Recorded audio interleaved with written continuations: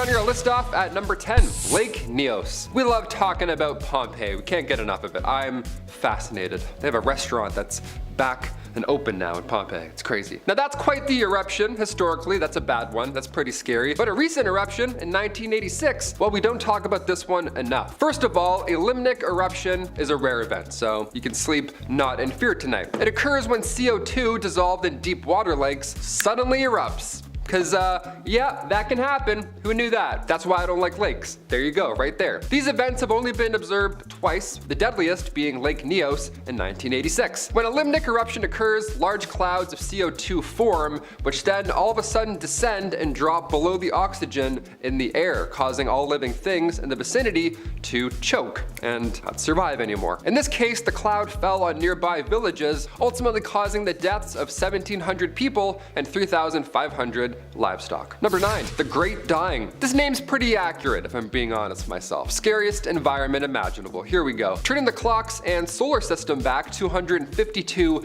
million years ago, the Permian Triassic extinction, which for convenience sake we'll call the Great Dying, was and hopefully shall remain the largest extinction event on Earth. The fact that we're even alive right now, watching this video, clicking that thumbs up and subscribing, well, it's all pretty rare, all things considered. This was a butterfly effect triggered by a massive volcanic eruption around the Serbian Traps in Russia. A runaway greenhouse effect was responsible for the loss of 95% of all marine life and 70% of all land animals. So everything, pretty much everything's gone. Temperatures rose as the sea began to absorb large quantities of CO2 from the atmosphere. Mentioned that a little earlier, and that could not be great. And it began turning into carbonic acid, hence all that marine life that didn't make it. Methane hydrate then started to bubble from the ocean surface, which is horrifying to imagine, and it raised the temperature even higher at that point. Now, imagine if this didn't happen. We'd have those scary sharks still swimming around. We're remnants of the surviving 4% of the Great Dying. Yeah, tell all your friends that. I'm gonna add that to my LinkedIn. That sounds not half bad. Yeah, I survived the Great Dying, so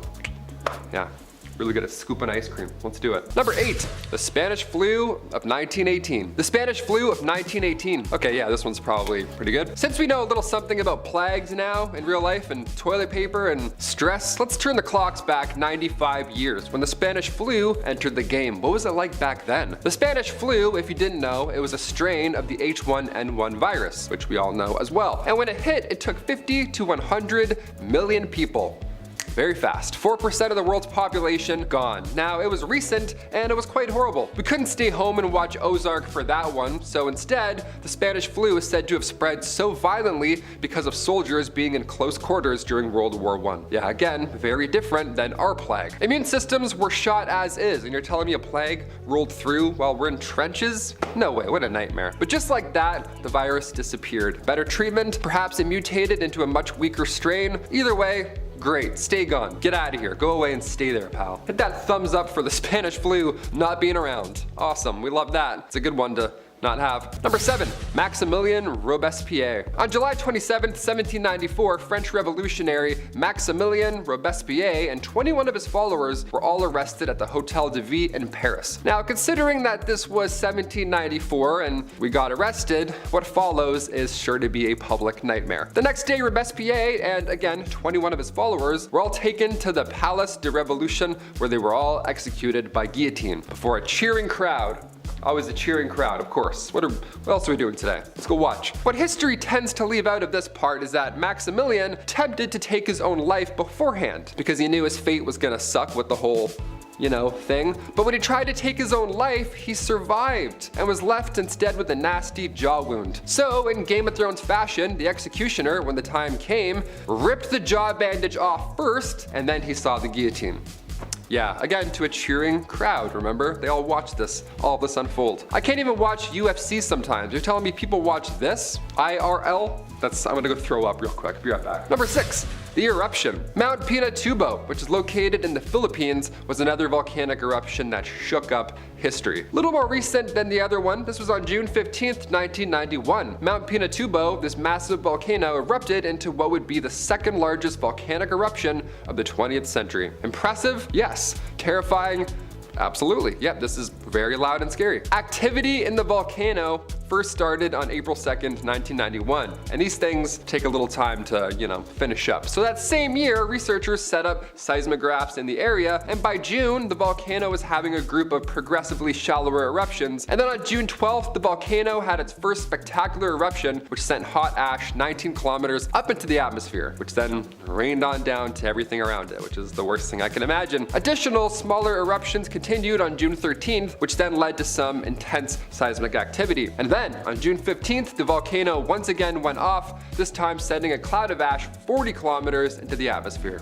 So, bye-bye sun for a little bit. This one's gonna linger. Number 5, the Challenger crew. This is a photo that was taken of clearly the very excited Challenger crew right before when they were walking down the ramp, ready to head off on their mission. Now, this photo is chilling, but it's nice to see them happy and together. The crew even included, at the time, 37-year-old Kristen McAuliffe, who was a high school social studies teacher. You may remember this, but your parents definitely do. See, she had won a spot on the mission through a program with NASA called the Teacher in Space program, and she had trained diligently for months in order to be the first ever non-military individual in space. On January 28th, 1986, the Challenger mission proved to be faithful just 73 seconds after liftoff. See, 2 rubber O-rings failed because of the cold temperatures that morning, and on live television, the world had to watch as a spacecraft broke apart and then fell into the ocean, sadly taking the lives of everybody on board the craft. Now, I'm not sure if you've watched the documentary on Netflix, but it's a mini-series about this whole thing and it's powerful stuff. It's really emotional. I just finished it and it's moving. Number 4,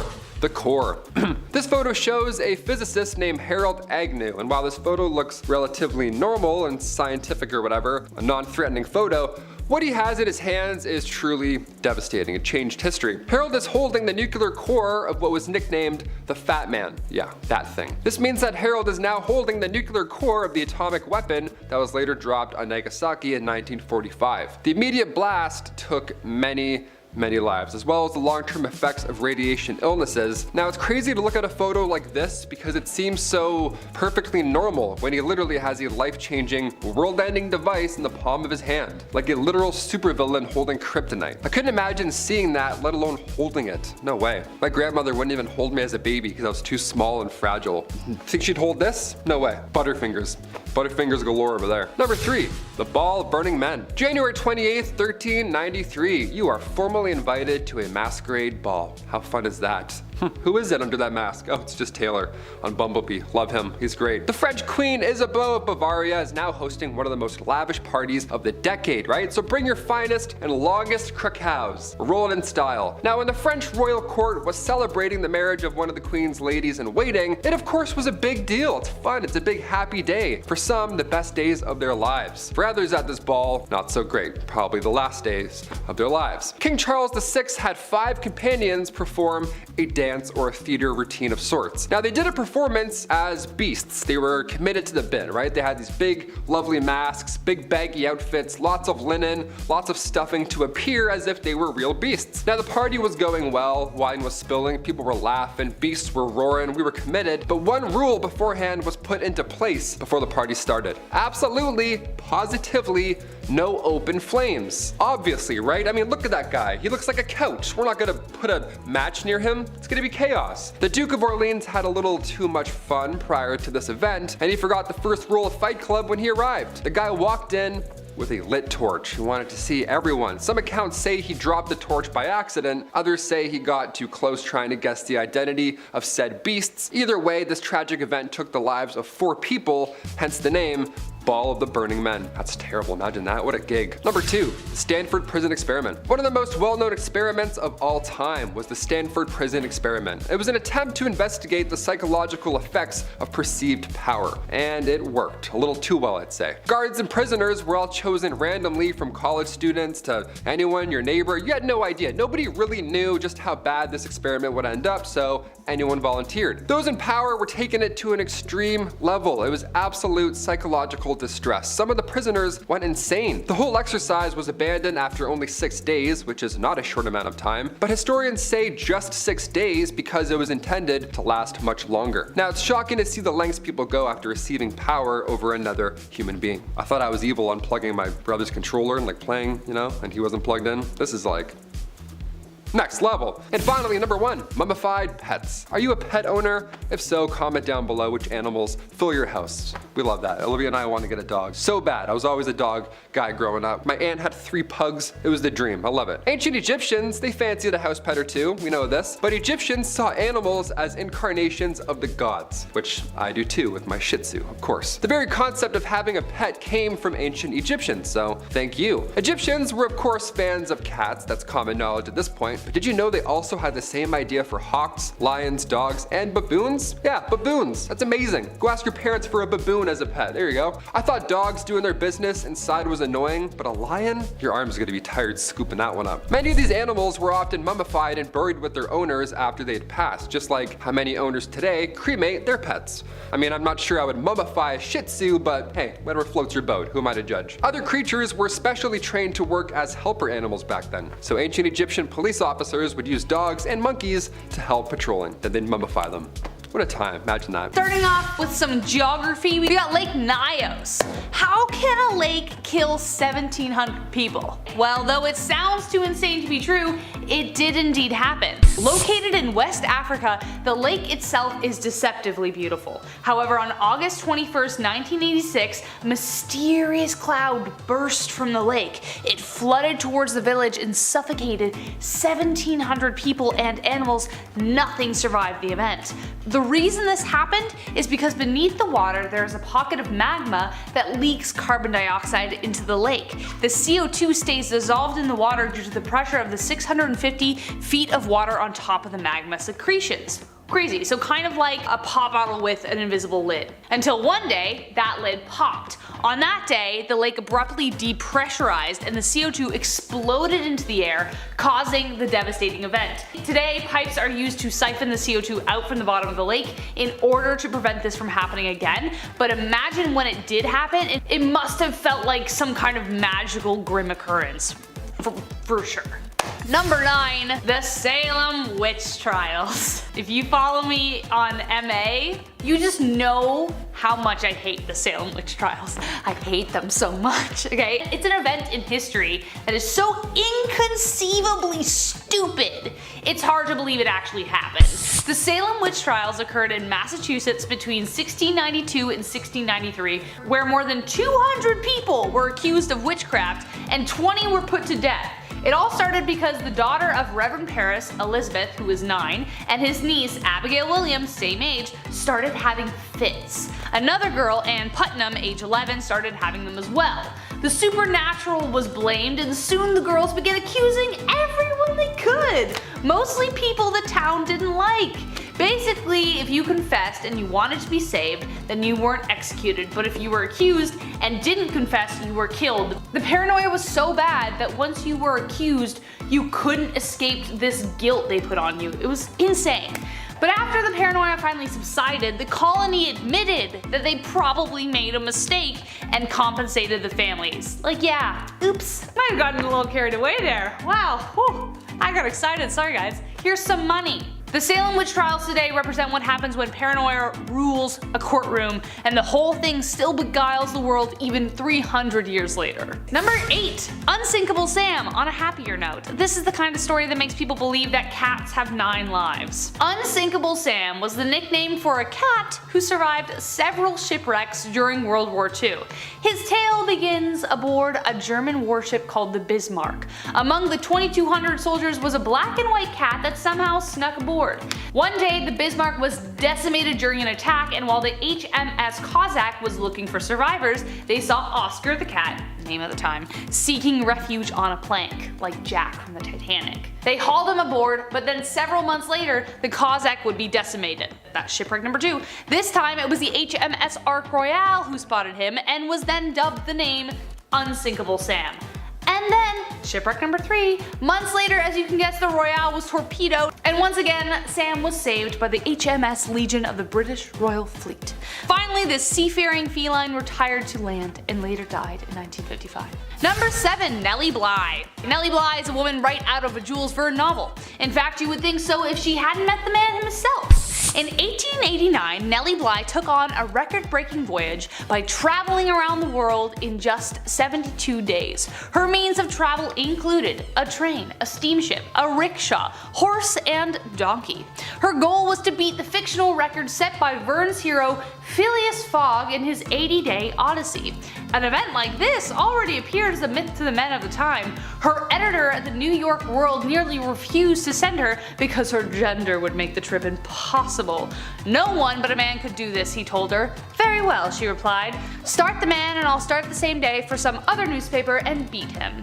He backed down, and eventually Nellie was on her way, turning fiction into reality. Number 6. The Black Museum. No, I'm not talking about the Black Museum episode of Black Mirror, but honestly, not too far off. People have done some pretty vicious things to their enemies. There's a long list, but imagine turning your enemies into a permanent dinner guest. Because that's exactly what Ferdinand I of Naples actually did. Though everyone thought he was going to be a great king, he actually ended up being pretty psychotic. He would invite his enemies over for dinner, and while they gorged on pheasant, he would take them out, either the old-fashioned way, or literally throw them out of a window. He would then retrieve and dress the bodies and stage them. He called it his Black Museum and would invite new acquaintances to view it so they would know exactly who they were dealing with, so not to mess with him. What a psycho! Number 5. Sir Adrian Cotton de Walt. Love that name. There are going to be a couple unbelievable events on this list from World War II, so just a heads up. But truth be told, the war itself is kind of hard to believe. Sir Adrian Cotton de Wart was not only a man who survived the impossible once, but he made a career out of it. He wasn't like your Blackadder general in the back with a pipe. This dude was on the front lines tossing grenades with one arm because he already lost the other. He served in the Boer War, World War I, and World War II. He survived being shot in the face, skull, hip, leg, ankle, and ear. One eye and one arm short, this enthusiastic war hero dove into the bloodshed again and again. He was seen pulling pins out of grenades and throwing them with his one good arm during Battle of the Somme. But even as a 60-year-old man, he was still a beast.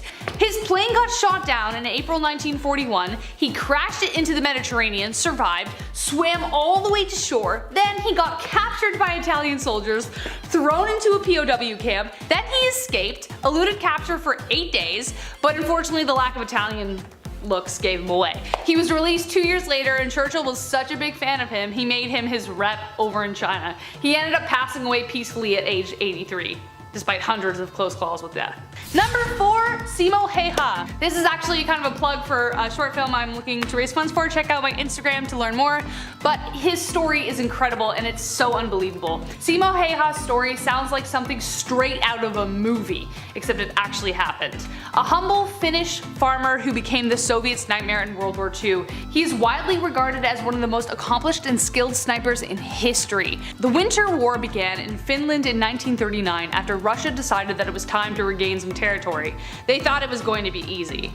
But soon they came to fear the man who would be known as the White Death. He was trained as a sniper at a young age, didn't want to take human lives though, so he just became a farmer, but the lives of his countrymen were at stake. The Winter War lasted just over 100 days, and within that time, Simo hit as many as 500 men, his personal best being 40 confirmed hits in one day. Some people estimate that it was over 800 people.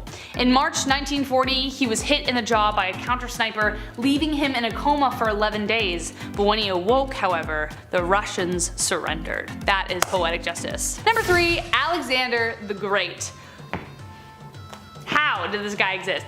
Was he the son of Zeus? The case is so convincing that even Alexander believed it himself. During the 15 years of his conquest, starting from his first victory when he was 18, Alexander never lost a battle. He was so prolific in battle that his strategies are still studied to this day. Before Alexander entered Egypt, they had been under Persian rule for just over 200 years. Through his incredible prowess and lightning-quick decision-making, Alexander defeated them. Egypt was so happy they even claimed him as their pharaoh. While he was in Egypt, however, Alexander decided to make the long trek to visit the shrine of Zeus Ammon.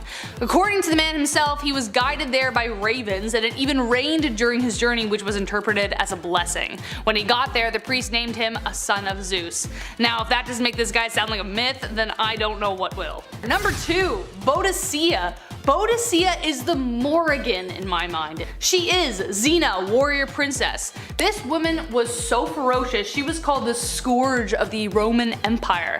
Yeah, that's right, this queen took on the Roman Empire. At the time Rome was invading the south of Britain, Queen Boadicea ruled the Iceni tribe of East Anglia along her husband King Prasutagus. Though her early days remain mostly a mystery, she remains among the canon of heroes who defended the British Isles. She was fearsome to behold, with flaming red hair and a gaze so sharp it could cut glass. She and her husband fought against the Romans until his death, after which the Romans drove straight to take her on. They attacked her daughters publicly, which, like Mother Bear, not a good idea, after which she toured in a chariot rallying the people in rebellion. She sacked 3 Roman cities and took no prisoners. She annihilated the 9th Legion when she took out their entire relief force. Sadly though, Boadicea fell after a vicious battle, but her name echoes in the halls of heroes.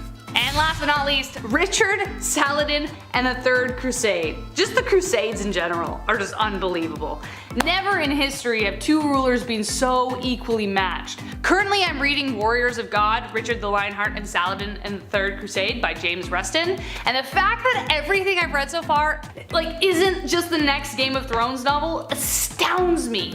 These 2 never met because Saladin believed that kings should not go to war if they had met, but because they were fighting over the Holy Land, war was kind of inevitable. But while Saladin did not engage in warfare, Richard dove right in the middle of everything. They both had such incredible admiration for each other that in the middle of battles, they would send each other gifts.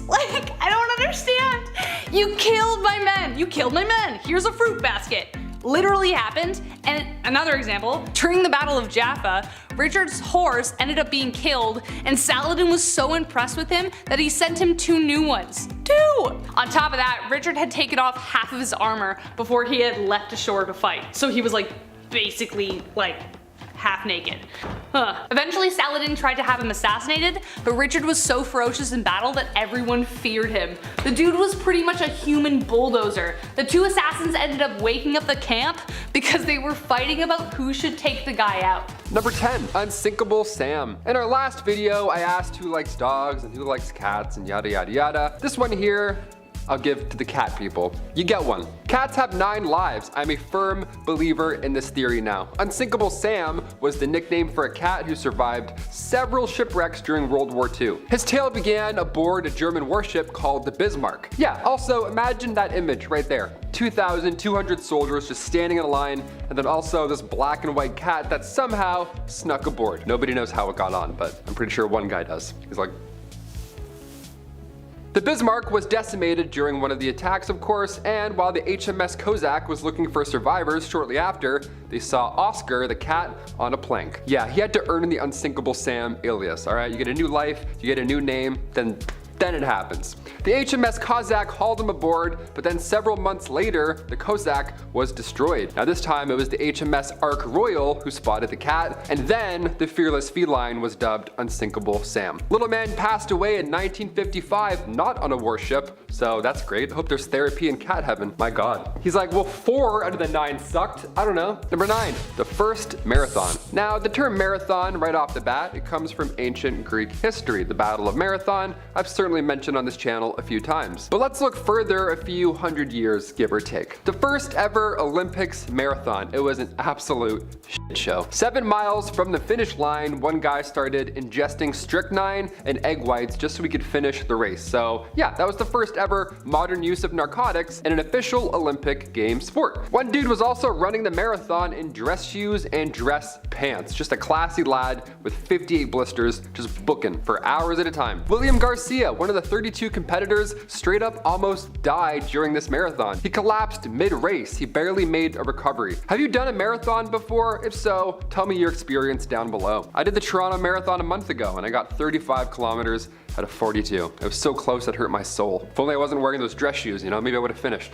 So close. Number 8, Robert Liston. In the early 19th century, crowds would gather to watch Dr. Robert Liston work, okay? They would huddle around like it was a dance battle. They get nice and close and breathe in each other's mouths. He was known as the fastest knife surgeon in the West. I know, how many red flags can you find already? A crowd, a fast surgery, this guy just in the middle of it. What's going on? Like, please help me, please put me together. I don't know. This was a time before anesthesia had been developed, so you wanted things wrapped up quick. Pun intended. Now, Robert, he would have you amputated and sutured in 3 minutes flat, right? Don't you want that? Don't you want a nice fast surgery? Mortality rate was 300%. Not great at all, in fact. And then one fateful day, Robert attempted to beat any record previously held. He was trying to perform the fastest surgery, but during so, he accidentally cut off his assistant's fingers as well as the patient's leg. So, I don't know what the guy's doing with his arms, but you're like, buddy, slow down. We got more than 3 minutes, it seems. He also hit somebody else watching by accident. You know what I mean? Remember how I said crowds would gather, the old surgery crowd? This is why you don't stand too close, okay? It's like crump battles. You get too close, you're getting nicked by something. Either Robert or some guy in Tim's. Both are gonna hurt. I'm glad surgeons are taking their time now. I'm also glad no surgeons are trying new experiments at a record time. That's also nice. Can you take your time, please? Number 7, the first open heart surgery. Moving on to some other surgeons, a little better, hopefully. We've discussed ancient Egyptians and how they would clean the entire body out for the whole mummification process and then put the heart back in. Now, of course, they weren't alive during any of this, but when was the first open heart surgery? When did that happen? What did that room look like? The first successful open heart surgery went down in Chicago in 1893. It was honestly unbelievable. The patient was a man named James Cornish. He got a knife wound to the chest during a brawl. It was probably Robert Liston just doing his thing. Maybe he got too close, I don't know. And the surgeon, Dr. Daniel Hale Williams, who by the way used to be a shoemaker's assistant, he saved this man's life and he also made history. In the city's first interracial hospital too, might I add. So a lot of firsts happening in this one. Now there weren't any textbooks on this type of operation at the time, so the odds of survival of course were extremely low. In fact, there weren't any odds at all, right? No x-rays, no antibiotics, no anesthesia, no problem, right? Using just a scalpel, Dr. Williams cut through his chest, weaved through all the nerves slowly, might I add, thankfully. He weaved through muscles, ribs, everything until eventually he closed a severed artery right near the heart. Cornish survived, thankfully, and come 1894, Williams was promoted to chief surgeon at the Freedmen's Hospital in Washington, D.C. Imagine he went back to being a shoemaker's assistant. He's like, all right, cool. Now I want those shoes. Number 6, the Pfizer fine. When we think of the name Pfizer now, there's obviously mixed feelings, pun intended. But back in 2009, before they were making cures, they were paying some hefty fines. The world's largest pharmaceutical company had to pay a record-breaking fine. They had to pay $2.3 billion in criminal and civil penalties over unlawful prescription drug promotions. Now included in this mighty slap on the wrist was a $1.2 billion criminal fee. Now if that didn't sound bad enough, in the agreement was also a criminal forfeiture of $105 million. So you're paying and you're also getting more stuff taken away. It's all bad. This was the 4th time Pfizer got charged with this magnitude in a decade. They were on a pretty bad streak. What got them in hot water in the first place is that they would promote their products at resorts, right? They would invite doctors to these meetings, give them golf, massages, whatever. They would pepper you up nice so that you were Team Pfizer by the end of the trip. And you were all tanned. You looked nice, right? FBI Assistant Director Kevin Perkins says the corporate giant was blatantly violating the law and misleading the public through false marketing claims. Number 5, no birds at the funeral. If you ever want to liven up a funeral, try bringing a parrot. They love to heckle, turns out. Former President Andrew Jackson, he passed away a long time ago. He passed away in 1845. Now, it's important to note that he passed away before his pet did. He passed away before his pet parrot died. So the parrot, of course, attended the funeral, right? How lovely, right? I bet after I said that, you said, oh, maybe you gave it a thumbs up, maybe you subscribed. Good stuff going around, right? It's lovely. Thing is, the parrot loved to swear. Yeah, he had a few curse words in his back pocket. This parrot actually heckled so much during the funeral that they had to remove it. How epic is that? Got kicked out like it was a comedy club. They're like, all right, put your wings behind your little bird neck, we're out of here. Number 4, illegal pedestrian crossing. I see this far too often living in the city. Toronto is wild for this. It drives me crazy. People jaywalking. Looks like there's not a truck coming your way. They do that little wave, a little smile, a little weird walk, and they just go wherever they want. Middle of a Toronto intersection, they're like, hey, I'm 92, see ya. Everyone's slamming their brakes, avoiding them all of a sudden. You're holding up traffic even more. Now, in China, jaywalking, that's a no-go. Article 40 of Beijing's traffic law stipulates that drivers in motor vehicles cannot suddenly stop even if it's at a crosswalk. So yeah, you can't even stop when you're at a crosswalk. You have to wait for cars. So if you're not in a car, you have to wait. You don't get the right of way automatically, like, most of the time. And for drivers, it's forbidden to stop at these crossings. You gotta just keep going. If you do, you're getting a fine. Hopefully just a warning, but possibly a fine for stopping at a crosswalk. How insane is that? Number 3, raining coffee. The sky is falling. Sometimes it's frozen lizards, and sometimes it's bugs. But you know what? Sometimes maybe coffee will fall from the sky. I don't know. Get your mugs ready. We're waking up early tomorrow. I don't know. Back in 1969, a South Carolina factory was busy. The non-dairy creamer, Cremora, was doing great production-wise, but they didn't have the greatest air vents in the factory. All of a sudden, the powder mixture leaked out one day, went into the air, where it then mixed with falling rain, and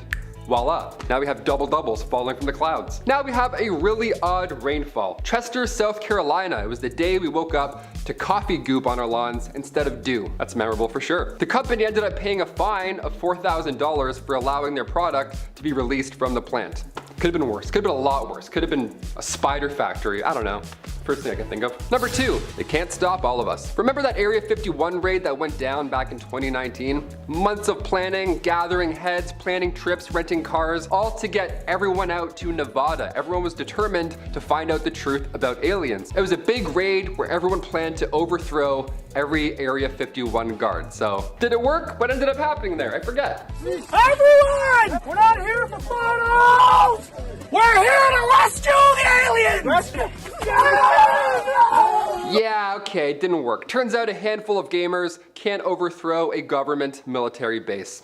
Who knew? Shoot, maybe next time, I don't know. So what was the goal here? 1.5 million people signed up to storm Area 51 in 2019, but this wasn't the first time something like this happened. Back in the 1950s, the public also wanted answers. It was June 17th, 1959, and the Rizzo Evening Gazette published a story with the headline reading, "More flying objects seen in Clark sky." That's pretty alarming. Then the paper went on to describe how Sergeant Wayne Anderson, a local sheriff, was one of many who spotted what the paper described as an object bright green in color and descending towards the earth at a speed too great to be an airplane. Yeah, I just watched Jordan Peele's Nope. Couldn't have done this list at a better time if you ask me. What did they see? It was green, it was close, was it Optimus Prime just coming to say what's up? I need answers, folks. And finally, number 1, tombstones ashore. Here we go, death is calling. Back in 2012, the world thankfully did not end, but if you believed that it was going to, this definitely would have freaked you out. Back in May 2012, 2 friends were on a nice beach walk right on the coast of San Francisco's Ocean Beach. Now, when all of a sudden something that looked like a fridge started to crash through the waves and then onto the shore. Now, it turns out it was not a fridge. That would have been lovely. It would have been a nice surprise. Just some fridge goods popping out from 1976. It turns out it was a massive tombstone from the year 1876. It was a little more haunting than a fridge. The tomb originally belonged to Emma Bosworth, and then just 1 month later, another stone was found, this time with a different name. Of course, that'd be weird if it was the same name again. And then another one, and then another one. So what's going on here? The next tombstone belonged to Delia Presby Oliver from 1890. But the condition that they were in also, these tombstones, they looked brand new. You probably expect as I'm describing this that they're all old and broken apart. Nope. They're all pristine, even more haunting, almost. I don't know. These tombstones came from the Laurel Hill Cemetery after it had shut its gates in 1940, so the headstones were then used as a makeshift seawall. If you ask me, that's a little rude. Your uncle's tombstone just covered in barnacles like he's Davy Jones? No thanks. Pop that out, put that back, draw that out. Number 10, the Philadelphia experiment. Okay, a little more darker, let's do it. Perhaps one of the most bizarre tales when it comes to other dimensions, this one has credibility behind it. It pops up on my Reddit feed a lot, so I can't help but not talk about it. The 1943 Philadelphia experiment. This World War II conspiracy theory takes place on the USS Eldridge, this destroyer-class ship. So it wasn't small, it was quite large. A lot of people on board, a lot of heads, a lot of witnesses. And they were conducting on this ship these secret experiments in order to gain power over naval warfare, obviously at the time. Now, one of these experiments was to create this technology that makes the ship invisible on radar. That's the important note. It was supposed to be invisible on radar. But when the generators were fired up, the hull apparently lit up with this green and blue light. Then the ship itself actually disappeared. Invisible in real life, not just on radar. Boom, gone, just like that. It was then seen at a naval shipyard in Virginia before the same thing happened again, and then it appeared back at Philadelphia. Now this sounds a bit intense, but when you hear about the crew on board, it only gets worse. Some went mad after the dimensional dip, of course, while others had physical effects from this cosmic commute. Yeah, some haunting details in that one. Some body parts that got mixed up with... Yeah, I can't even talk about it. You get it. If you've seen the Cloverfield paradox, it's kind of like that. Some some blooping and blipping, and then some arms getting stuck in some walls. There we go. Number 9, raining iguanas. Okay, we're immediately dipping back into the weird side of this list. Here we go. Back in 2018, this was wild. I read about this and I'll never forget. Lives rent-free right in my head. Florida got another odd headline. There you go, classic Florida. This time it was frozen iguanas falling from the skies. Yeah, how do you not pick up that paper, right? Florida got hit with a massive snowfall, their first big one in 28 years. So these cold-blooded guys started to fall from suburban tree branches, right? They didn't see it coming at all. People were just walking to get groceries and iguanas are freezing and falling off trees right in front of them. The craziest thing is that they're just paralyzed. They're not dead, obviously. So later, they would come back to life after they, you know, de-thaw. Sounds so zombie-like when you say it like that. They're just lying there and then all of a sudden they're like, what day is it? Was it a snowfall? Oh God. Winter has come. Number 8, Ellen Shannon. Heading over to the late 1800s for this one. I gotta warn you, it's of course pretty dark. In 1870, we obviously didn't have the same safety requirements as we do today for anything, like at all. For example, if you wanted to read before bed, you didn't have a Kindle or an iPad. Hell, you didn't even have a nightlight, but you did have a kerosene lamp. Always coming in handy, those kerosene lamps. See, Ellen had used R.E. Danforth's non-reactive burning fluid. And dare I say, the obvious happened. The fluid reacted. Yeah, her tomb in Pennsylvania reads, in memory of Ellen Shannon, aged 26 years old, who was fatally burned March 21st, 1870, by the reaction of a lamp filled with R.E. Danforth's non-reactive burning fluid. Yeah, they just called him out right there, right in public on the actual tomb. I gotta say, I agree with that. That's cool. If some idiot's gonna cause your horrible demise, yeah, roast them. Let people know. Let people know who's responsible. That's like Twitter nowadays, you know what I mean? It's like, yeah, just so-and-so is an asshole. Send tweet. Boop. And it's there forever. Number 7, an apple a day. If you threw an apple at somebody today, that would be assault. Yeah, you're not allowed to do that. You can't huck food at people. Now, then, ever. Let's just not do that anymore. But in ancient Greek days, it was a little different, dare I say. The apple, back then, had quite the symbolism attached to it. The apple was sacred to Aphrodite. This was a symbol for the goddess of love. So, to throw an apple at somebody, that meant you were throwing your heart at them, right? How romantic is that? Just a nice apple with bugs in it. You're like, here you go, there's lunch. Ancient flirting, my friend. The more you know. Maybe those trees in The Wizard of Oz weren't mean. Maybe they weren't mean at all. Maybe they were just trying to express their love by throwing apples aggressively at everyone involved. Number 6, military dolphins. Yep, I said military dolphins. Here we are, we're almost halfway through our list. We'll get a little more weird now. Iran has plenty of nuclear capabilities, but they also have trained dolphins now too, so good game, folks. Back in 2000, Iran bought this fleet of trained dolphins from Russia. Just Russians doing things. But they were trained, supposedly by the Soviet Union, to attack ships, and yes, you guessed it, attack people. We have Navy SEALs and military dolphins. Is this Aquaman 2? What's happening right now? Well, recently, and I mean that as in 2018 recent, satellite photos revealed a Russian naval base in Syria with pens that are commonly used for holding dolphins. Yeah, so these dolphins are active, perhaps, right now. That's so terrifying. Russia and the US have a fleet of trained dolphins to detect mines, but now Iran is also in the mix as well. So 3 powers in the dolphin game. What an odd standoff that would be in the water. They're all eating at each other. Number 5, Abel and Baker. Okay, we often remember Laika the space dog and her 103-minute cosmic journey aboard Sputnik 2. But does anybody remember Abel and Baker? Why don't we talk about these two enough? This was the American version of Laika. This was less than 2 years right after that. It was May 28th, 1959. The United States launched 2 female primates. They launched Abel and Baker into space. This mission only lasted 15 minutes and they both safely returned back home.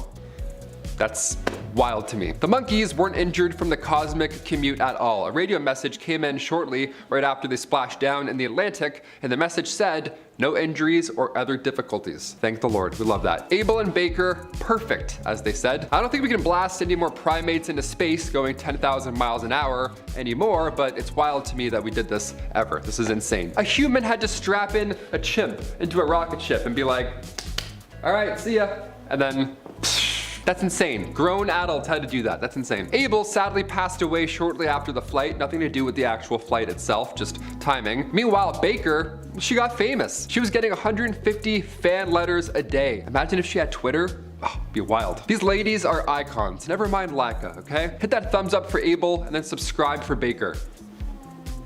They went in space. That's crazy. Number 4, asteroid redirection. Speaking of space, this one has Michael Bay written all over it. I can't wait. I'm pretty excited for this project. I can't even catch a baseball with my hands. You're telling me NASA is gonna catch an asteroid hurling through space? This is the future. We've arrived. NASA landing on an asteroid is one thing. Sure, that's, you know, a Michael Bay movie. But their asteroid redirection mission, that's a whole nother level. This coming Monday, as in like 4 days from now, I don't know, NASA is gonna broadcast its first attempt to modify the orbit of an asteroid, hurling through space. This is real life. And before you start to panic, no, there's no way any debris can hit the Earth after said test. But if an asteroid was coming for Earth, well, now we have a backup plan to hopefully, ideally, save the human race and the planet. That would be helpful. That's always handy. The planetary defense team is using a craft called DART, just sending a dart out there. You got a dart? Awesome. Double asteroid redirection test, DART, which will ideally target the asteroid Dimorphos and then altering its orbit. And we can tune in live to watch the whole thing on Monday, because that's where we're at in the future. We can just tune in live and watch Jake Paul fight someone or watch an asteroid get blasted off of its course. How are you spending your afternoon this Monday? Number 3, mass extinctions. Are we part of the 6th extinction? I mean, we're talking about asteroids getting blasted away from Earth. It kind of feels like it. It kind of feels like something's nearing us. It's happening right now, isn't it? We lose thousands of species every year. And when looking in the past, sure, asteroids and ice ages, they've all caused these massive extinction level events, of course. But after humans invented the wheel and discovered fire and, you know, became the worst things ever to exist, things started to change naturally. In the 1800s, industrialization drove up extinction rates and continues to do so, obviously. We're not helping the planet by any means. And according to Elizabeth Colbert, across the world, scientists every day are monitoring what could be the largest extinction event since the dinosaurs. Right now, it's happening right now. The way human beings interact with the environment and affect biodiversity, it could be more deadly than an asteroid hitting the Earth. That's a fun, scary fact. Okay. With an ever-climbing list of endangered species, Colbert and the world ask the question, is it too late to change it? Kind of feels like it's too late. Okay, let's move on to something a little more lighter so we don't feel like complete trash. Deal? Deal. Number 2, relaxative. Okay, so right off the bat, the Victorian era was a little messy. I'm sure you figured this out by now, but these messy illnesses were putting a lot of pressure on medical practitioners back in the Victorian day, so they were desperate for new treatments. Sometimes I laugh at Victorian medical treatments, but they tried. And they also achieved many medical breakthroughs, one that I saved for number 1. But when it came to handling chickenpox in the Victorian era, that wasn't our finest hour. No, we didn't figure that one out, I don't think, right off the bat. Chickenpox in the Victorian era was being treated by using laxatives. Yeah, just let that sink in for a second. I have chickenpox. What should I do, doc? Just go take a shit. Or 6, I don't know, might help. Yeah, folks would slam some castor oil and then, ready for this? They would get even more sick. Yeah, who would have thought, right? You thought you were uncomfortable before. Well, not even close. Not every answer was a solution in the Victorian era. But this one was. And finally, number 1, the discovery of penicillin. Thank God this one happened. We'll still talk about this one because it's a really good one. Sometimes miracles happen when nobody is in the room or no one's looking. That's ideally the best time. Alexander Fleming discovered penicillin back in 1928. Now at the time, he was actually studying Staphylococcus, which is bacteria that causes infections and boils and all that nasty stuff. But right before Alexander left for a well-earned 2-week vacation, he left a petri dish with some of that Staphylococcus right there on the table, just sitting there. Rather than, you know, stored away in an incubator, he just accidentally left it out. Now during this time off, a penicillium mold, the spore just drifted in there, either through a window or up the lab stairwell, some Horton Hears a Who type commute. It drifted in there, and the temperatures of the room and the lack of one Alexander Fleming allowed for the mold to fight back. And then miracles literally happened. It then prevented that bacteria from growing anymore. So he returned and discovered this antibacterial substance was only produced by strains of penicillium. So now we have a solution that isn't a laxative. You know what I mean? Now we have some things that help us out medicinally. Yeah, we got asteroids, some medicines, some horrible history, some dark tragic events. We got it all in this list, really. I don't know how to tell you that. Number 10. Abe the Wrestler. At 20 years old with a record of 300 fights and 1 loss, he stands 6'4" at 185 pounds. Your future president of the United States, Honest Abe! The chair! Give him the chair! That's right, Abe Lincoln was quite the ruffian. However, the wrestling back then wasn't as organized, as there was no WWF per se. It was mostly just a show of strength and skill, but they were competitions among men. Huge crowds gathered, towns watched, everybody gambled. It was great. A little wrestling. His fights earned him respect while campaigning too. He would even scrap hecklers at debates. Yeah, just walks down midpoint and wheeler whips someone under their neck. His chirps were amazing too. He would just look at people like Gladiator and call them out. He'd be like, hey, I'm the big buck of this lick. If any of you want to try it, come on and get your wet horns. Yeah, I didn't think so. Sorry, Mr. Douglas, proceed. Thank you. Number 9, Roy Sullivan. They say lightning never strikes the same place twice, but if you knew Roy Sullivan, you knew that's not entirely true. Yeah, meet the man who was struck by lightning 7 times and lived to tell the tale.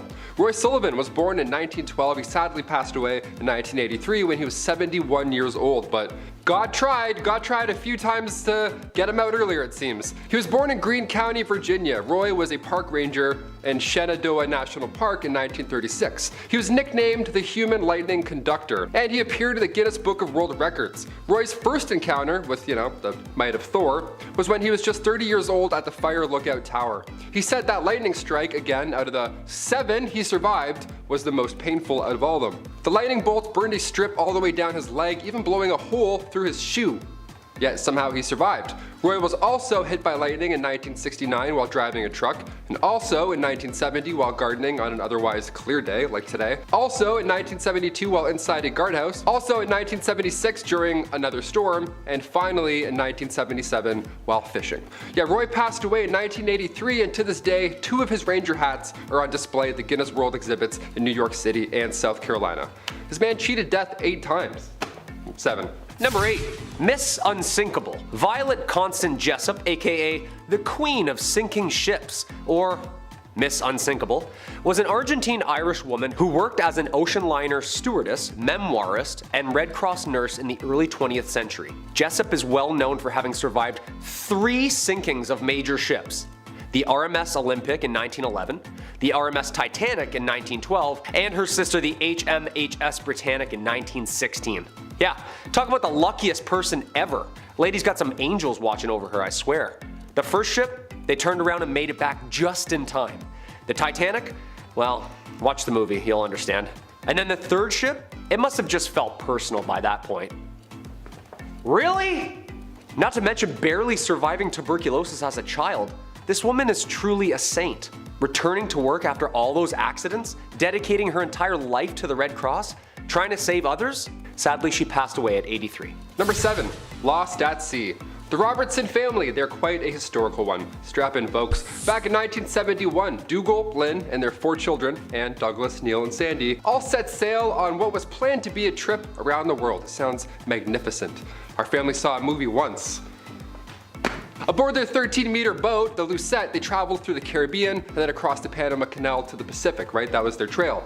A year and a half went by, they were en route through the Galapagos, and one of the daughters, Anne, who was 18, decided to leave the voyage. Yeah, she's like, you know what? I'm actually not on board for this anymore. I'm really seasick, bye. And then in Panama, they took on a hitchhiker named Robin Williams. Great name. This hitchhiker was in for more of an adventure than they thought, because after this point, their lives were never the same again. West of the Galapagos Islands, a pod of killer whales struck the boat. Wood then began to crack and the boat subsequently started to sink.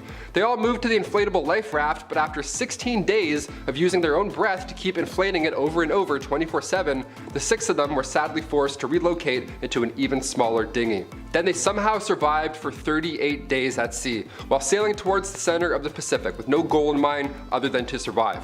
All they had to drink was some water left over from the Lucette, with sea turtles being their only diet. Yeah, save the turtles, unless of course you're stranded at sea. Then in that case, sorry to 52 of you.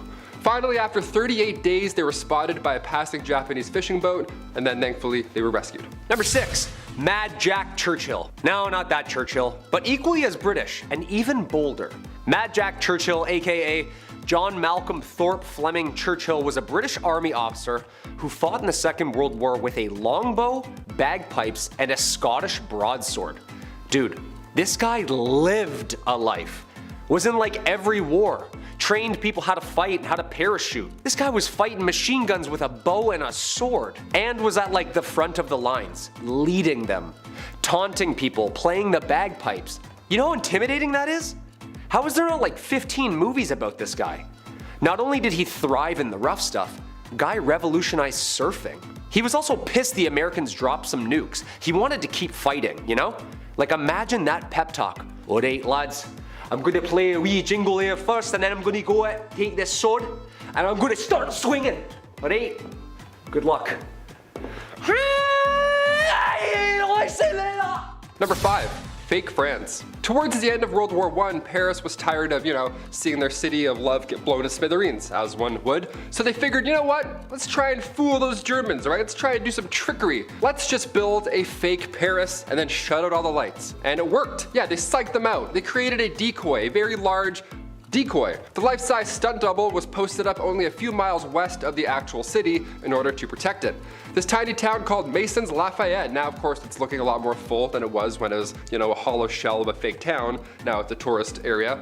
There were once 3 different zones set up around the real Paris. Zone A was northeast of the city, had fake train stations, mimicked a suburban region of St. Denis, but it had a big fake Gare du Nord train station, right? That was the main pull. Like, hey, come on, we're looking nice and hopeful, come attack us, and it worked. Zone B, northwest of the city, that was Masons Lafayette, the main fake Paris, right? And Zone C was the industrial area, just east of the city. They had massive factories built with, obviously nothing inside of them. This sounds pretty Home Alone when you think of it, but these missions only happening overnight, creating a light show with some big fancy props isn't a bad idea. It's gonna save a lot of lives and money. Lights were carefully spaced out so it looked like a breathing city from above, and they fell for it, for some of the time. They Looney Tuned the Germans, and it worked. They're like, yeah, it's Paris. Hit that really fast, it's good. Number 4. Space junk. In 1961, John Glenn would become the first astronaut to successfully orbit in space. He lapped the Earth a couple times with the help of Friendship 7, NASA's command mission pushing ever closer and closer to the moon. While in space, Glenn and fellow crew noticed tiny gold particles that shone like fireflies. Quote, this is Friendship 7, try to describe what I'm seeing up here. It's a big mass of some very small particles that are brilliantly lit up like they're luminescent. I never saw anything like it. They're round a little, they're coming out of the capsule, and they just look like stars, a whole shower of them coming over. They had come to the conclusion it was liquid from inside the capsule and the suits leaking out. And that liquid was urine. Not aliens, not fireflies, not disintegrating ship, frozen pee-pee. Yeah, guess drinking all that Tang all day. Glenn flew on Discovery in 1998 and became, at age 77, the oldest person to fly in space. At the time. Damn Shatner. Number 3, Project MDXX. If you've seen Project X, this one's gonna ring a bell or two. About 500 years ago, yep, you missed it, in 1520, for 2.5 weeks in June, both England's King Henry VIII and Francis I, 2 of the greatest monarchs in Renaissance Europe, they both threw a joint birthday party that lasted 18 days, and it only cost about $19 million by today's standards. Nice. I went mini putting for my 8th birthday. That's why I called it Project MDXX. The numerals in the year, yeah, you get it, not bad. Not only was this a chance for them to celebrate their friendship, but it was also a chance for them to try and outdo one another and continue to show off. So for this huge bash, for starters, around 12,000 people showed up and gathered in the fields of the northern tip of what is now France. All tents, costumes, decorations were all gold embellished. Guests were fed 29,000 fish, 98,000 eggs, 6,400 birds, 2,200 sheep, and 216,000 gallons of wine just to wash all that clout down. On top of that, there were jousts, wrestling matches, elaborate mask parties. I have FOMO just talking about it right now. The two kings both wanted to outdo each other, but there were rules put in place beforehand. These kings could not compete with one another during the celebrations, right? So instead they tried to outspend each other in a nice way. They're like, oh yes, look at all of my gold. No, look at all my gold. We love blowing all of our resources in 2.5 weeks. Nice. Looking good, guys. Keep it up. Number 2, Olympic arts. In the early 20th century, the Olympics were getting creative, literally. Hundreds of years of blood, sport, and victorious games, and people were looking for some new events. 1912 Summer Olympics, they decided to add official awarded medals for painting, sculpture, architecture, literature, and music. Alright. One rule though, they had to be of Olympic sport nature. Paintings of people boxing, sculptures of people whipping discs around, and of course a couple doodles of some dudes playing rugby. Which won Gene Jacoby 2 gold medals. Of course, these were Olympic grade pieces of art. So you know they were the best of the best. Of course, you could compete in both sport and art. American athlete Walter Winans took the podium after winning gold in sharpshooting, and also the very first gold in sculpture. Yeah, lovely. He made a little bronze horse pulling a chariot. Isn't that nice? People just taping up their wrists, mouth guards in, and you're just sharpening your pencil. Hey, how are you? About to draw. Good luck. And finally, number 1, Jurassic Timeline. All right, this one goes out to all the T-Rexes out there. If you're watching, hit that thumbs up with your little hands. Nice big reach. Hit that subscribe button. When we think of the times of the dinosaurs, we tend to think of all of them roaming the planet at one time, and then a meteor hit, and then they were all toast. But that is certainly not the case. It's a little shocking, but here's our timeline. Dinosaur communities were not only spread apart by geography, but also by time and the age of the dinosaurs. For one, it lasted so long that it included 3 separate geological time periods. It's a long time. Fun fact, there is more time separating the Tyrannosaurus rex from the Stegosaurus than there is separating the Tyrannosaurus rex from humans. Yeah, that's how long ago dinosaurs have been kicking, or not kicking rather, you know what I mean? We can't comprehend this time. Like, this is so far away, it doesn't even make sense. We think of the ancient Egyptians and we're like, oh, that's, I don't know. Dinosaurs? Stegosaurus, you know those herbivores with the plates on their back and the spiky tails? They always do this and take out your cars, whatever. Jurassic World, I've seen it. They roamed Earth 150 million years ago during the Jurassic period and the age of the dinosaurs. Then the T-Rex first appeared about 80 million years after the Stegosaurus had been extinct, and that was about, 67 million years ago from today. This means that while 80 million years separated those two, there's only 67 million years that separate us from a T-Rex. Crazy fact. Hit that thumbs up. Number 10, same day, different vows. Okay, we'll start off with a nice bright mood, okay? Let's do this. CBS News reported recently, Fred and Lynette Dubendorf, husband and wife, they were taking a stroll down the beach with their dog, just living the life, right? The ideal picture. When they noticed a message in a bottle washed up on the shore. I'd be so excited, first of all, but I'd also be concerned because I have seen Castaway. Could be anything in there, I don't know. This message could go one of 2 ways, but either way, I'm reading it. What's going on? Could be from Survivor, it could be from an island. Taylor, Travis spoke. They opened it, and inside they found wedding vows from another couple, Melody Kloska and Matt Bears. Yeah, they had recently got married on a beach on Lake Michigan, and word spread rather quickly. Via the waterways, I guess. Thing is, their wedding date was the same as the couple who found the message. They took it as a sign that both pairs were meant to be, and they sent a surprising letter to the lost couple's address. That'd be kind of creepy though on one hand, wouldn't it be? Hey, I found that message in a bottle. Here you go. Nice address, by the way. I love the furniture. Are you guys still together? Number 9. Run, rabbit, run. Yeah, so apparently Australia has like every animal in the world except the cute little fuzzy ones. Yeah, every stinger, wing, and venom you can imagine. But no cutesies. No. Well, they do now. In 1859, English settler Thomas Austin had been officially noted for the introduction of rabbits into Australia. Yeah, Oryctolagus caniculus, to be exact. Even though rabbits had already kind of been brought over in the first fleet to the land of Oz. Not much, couple here, couple there. But these rabbits, however, yeah, they started migrating across Australia and destroyed around 2 million acres of land. Pesky widow wabbits. Yeah, basically excessive overgrazing caused widespread panic, damage, and sickness through and to the vegetation. Mate, they're bloody everywhere, these little devilish kangaroos, mate. Long bloody ears out to here, mate. Fangs down to here.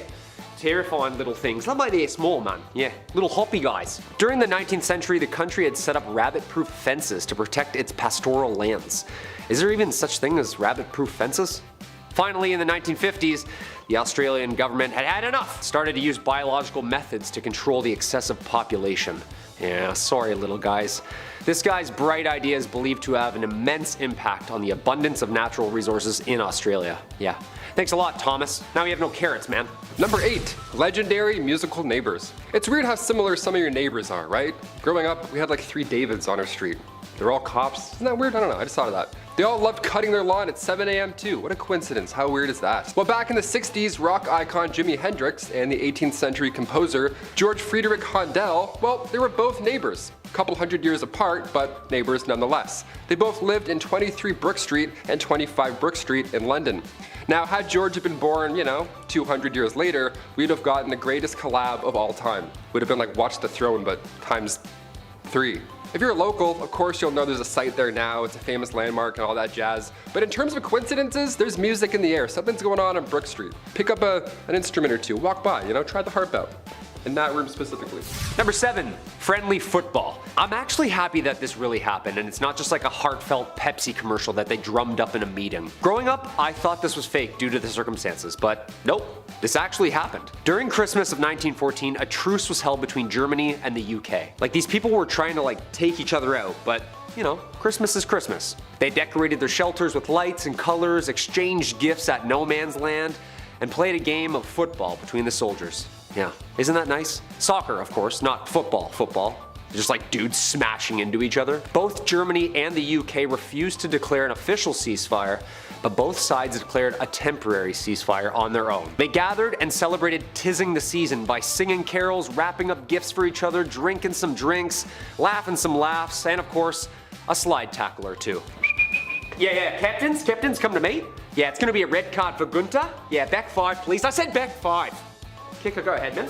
Number 6, Yanni and Laurel. Okay, for our halfway point here, we have to throw in a fun recent one as well. This is kind of unbelievable, I don't know. I hope people look back on these in 1,000 years, they'll be so confused what happened with Yanni and Laurel. Who were these people? Why do they talk about them so much? Remember this? Yanni, Laurel, back in 2018? I only heard Yanni for 2 weeks straight, and then one day I listened and I couldn't go back. It was just Laurel all of a sudden. Instead of Yanni, it went from Yanni to Laurel. Just like that, my life changed. I don't know what happened there. This got everybody talking. What is this phenomenon that happens? Same with the dress fiasco. Is it blue? Is it white? Is it gold? I don't know. What the hell is actually happening here? Well, many believe these viral illusions are proof that we're living in a simulation. Yeah, didn't expect me to say that, did ya? These arguments, no, the dress is blue, it's white, whatever. These situations prove that we perceive reality in our own way. Everybody's living their own individual perceived reality, so sometimes it always doesn't align. Sometimes I hear Yanni, then sometimes I hear Laurel. And then I lose my mind. I can't go back now. God, I hated this so much. The dress was in 2015, the Yanni Laurel thing was 2018, so I don't know. We're due for another glitch in the Matrix. Will it be an auditory mix-up? Will it be visual like the dress? What's next? Either way, I'm out, and I'm not on board. Also, it's blue. Number 5. Cheers. Located on the banks of the River Shannon in Athlone, Ireland, there's some taps that I hope have been cleaned over the past couple years. Thousands of years to be exact. Sean's Bar has been serving drinks for nearly as long as people have been drinking them. Along with claiming to be the oldest pub in Ireland, Sean's Bar could be the oldest operating pub on the planet.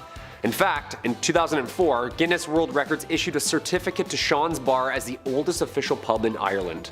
The owner of Sean's Bar says that they found coins that dated to 900 AD, as well as the wattle and daub walls, which is an ancient building technique that mixed mud, wood, and clay together. Legend has it a man named Luan Mac Luachdic started the pub as a local guide to help travelers across the Shannon. Yeah, eventually a small settlement built up around the crossing point and led eventually top to a fully constructed pub. I'm pretty sure people couldn't say the name and just went with something way easier, you know what I mean? Right, are you going over to Sean McCall for a pint after the game? No. Oh, it's Sean's Bar now. Oh, that's much easier. Sean's. I'll meet you, Sean's.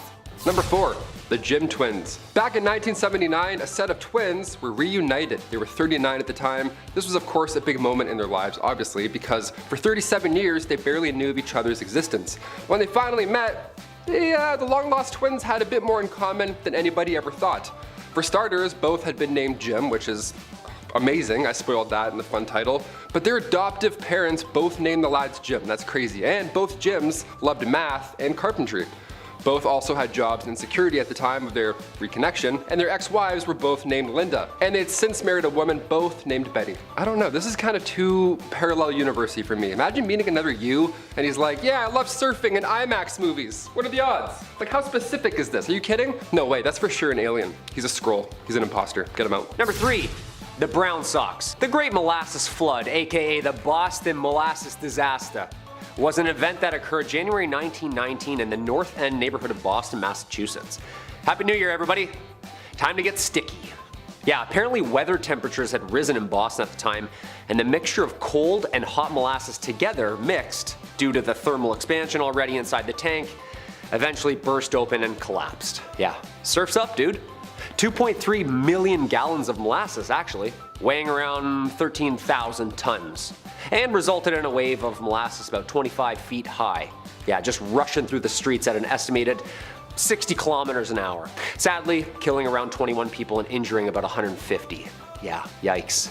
The event entered local folklore, and residents claimed for decades afterwards that the area still smelled of molasses. Yeah. Boston Brown Sox. How did we miss that? That would have been great. White Sox, Red Sox, Brown Sox, no. It was reported in papers that, quote, everything that a Bostonian touched was sticky, you know? Hey, this brown goop, yeah, it's wicked sticky. Watch your feet. Number 2, brand new bees. Yes, about time.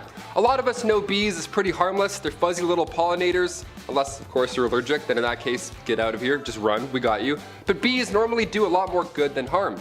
That was, of course, until an experiment in the 70s went south and created an entirely new crossbred evil bee. Awesome, look out, I guess. This experiment was to take a regular honey bee and then breed it with a bee that's found in Africa that produces way more honey. And then, of course, the goal was to produce a manageable bee that would also provide more honey than a regular honeybee, right? Just better stuff. Well, the bees that came out were a lot less manageable, turns out, and they didn't even make more honey. Just an F all the way down. Throw some F's in the chat, boys. After this experiment ended, however, the bees got out into the environment, and in the 80s saw the beginning of some bee trouble. Yeah, they got out. Heads up, guys. New bees. Imagine that, being like, yeah, the bees got out. Yeah, they're new. We don't know. We don't know what they like to do. These bees are not only aggressive towards other kinds of bees, which, okay, relax, world star, that creates a huge problem, but they're also very aggressive towards humans. And when these bees sting you, their stinger stays with them. So they can, you know, keep Julius Caesaring you over and over instead of losing the shank. Victims of these swarms receive 10 times the amount of stings as a regular swarm. Awesome. And they react to disturbances 10 times as fast, and they'll also chase said disturbance a quarter of a mile, so hope you got your running shoes on today. These bees have actually caused at least 1,000 deaths also, so yes, keep your heads up, they're definitely deadly. Number 1, tree huggers. Gotta end on a nice one, you know what I mean? Just spent some time up north climbing, planting some trees myself this past weekend, but, you know, the great tree. Yeah, can't really climb this one. The Great Banyan Tree is located in Howrah, India. It's huge, like huge, and beautiful. The entire garden is actually one individual tree that spans 4 acres and is over 80 feet tall, making it one of the natural marvels of the world. Why is this not a UNESCO World Heritage Site by now? It was planted by locals of unknown almost 300 years ago. That's nice. The old Great Banyan Tree has roots that cover vast distances. Yeah, just for some numbers here, that's as wide and round as a Walmart. This thing is bigger than a Walmart. The canopy is all connected like the neural highway of a brain, connecting to each other in one giant labyrinth of root and leaf. Of course, the Sherman tree in California that was planted is the largest tree, but the humanity alone of this sacred tree humbles us in how small we are, how connected we could be, and the beauty of what a little bit of patience can do. That's nice. That's really nice.